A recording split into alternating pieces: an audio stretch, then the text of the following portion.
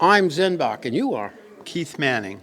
Keith, we are here at Ashwag Hall, another show, a spring show in Springs. Yet it's summer, but it's not. Something like that. So, I have lava behind me. You do. All right. I want to step out of this. Before I ask you I'm going to step out. What kind of camera did you shoot with? I shoot with Nikons. I shoot with a D850 and a D750. All righty. And lenses?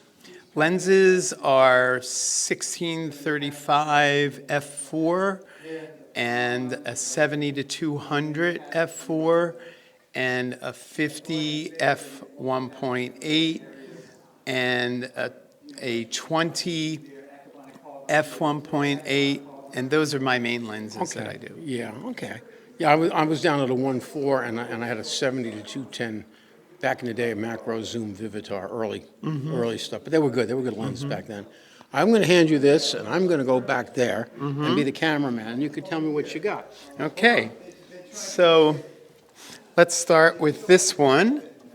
Since this is from 2015, this is from a photography trip to the Dolomites, and this is in the middle of the Dolomites at one of the higher peaks, 3,000 meters. And I was the only one who got up for this sunrise at something like 4 in the morning. It was pitch dark, and I don't know, sometime after 5:30 or so, the sun came up, and there was fog right here. And at a certain point, the orange and yellows just shot out as like a cannon. And it was spectacular. You can see the fog here. The reflection of the light has like a purpley background, and then we're over the clouds that are way above everyone else. This is one of my favorite shots, and usually my preference is black and white, but this was such a spectacular sunrise that I chose to keep it in color. I have a black and white version too. This one is very recent, and it's a new favorite. And again, my preference is black and white, but I had never seen live lava before, and I just could not turn this orange and smoke to black and white, because there's something about watching a live volcano that just brings life to you, excitement.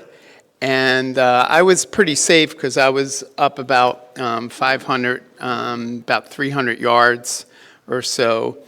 But we were lucky. We arrived at 6 in the morning, and as we were flying in, we could see the volcano firing up. And literally the day before we arrived, this new fissure came about.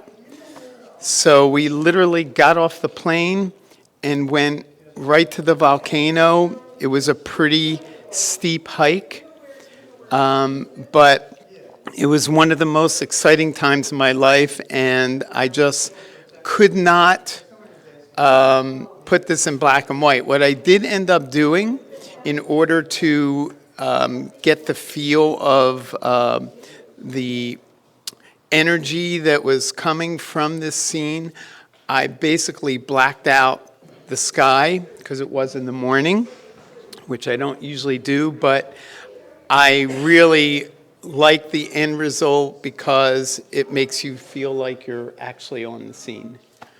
And this is the Fagradalsfjall volcano in Iceland, and that's it. So these black and white, as I said before, is my favorite. This one is my favorite mountain in Iceland, Kirkjufell, and this is at a sunset last September, and I'm literally right on the edge of the cliff. This is Kirkjufell Foss, which is the little waterfall that oversees Kirkjufell. And I tried to get in the background the beautiful fjord, which is right north of West Iceland. This one over here, that was taken last September. This one over here was taken in a 2016 visit, and it's in the West Fjords. And this was actually during the summer solstice. And this shot is 2 in the morning. You can see it's very bright. And it's a long exposure, as the other one is as well. And the clouds appear as if they're making a dive for the beach. I named it Alien Invasion. This photo was one of 4 photos that is supposed to appear on a new TV show called Monarch. The set director came in and bought 4 prints, and I caught one of them on the video. It was supposed to start January 30th, the show, but because of COVID, they're postponing it to this autumn. And in the video, you can see this and one of my portraits in the background. But this is one of my favorite. Well, I thank you very much.